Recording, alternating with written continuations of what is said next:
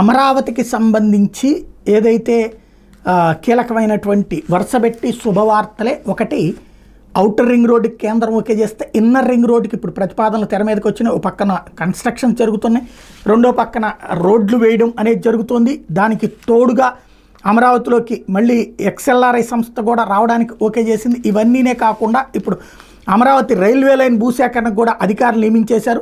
Amaravati railway line నిర్మాణాన్ని వేగంగా చేపట్టేది కేంద్ర ప్రభుత్వం కసరత్తు మొదలుపెట్టింది. ఎర్రుపాలెం నంబూరు మధ్య అమరావతి మీదుగా 56.53 కిలోమీటర్ల మేర కొత్త బ్రాడ్ గేజ్ లైన్ నిర్మాణాన్ని ప్రత్యేక రైల్వే ప్రాజెక్టుగా ప్రకటించి అందుకు అవసరమైతే ఆయన భూసేకరణ చేపట్టింది. గుంటూరు, ఎన్టీఆర్, పల్నాడు జిల్లాల నుంచి అవసరమైన అధికారులు కాంపిటెంట్ అథారిటీగా నియమించింది. ఇందుకు సంబంధించి రైల్వే శాఖ మంగళవారం ఆర్డర్స్ ఇచ్చేసింది.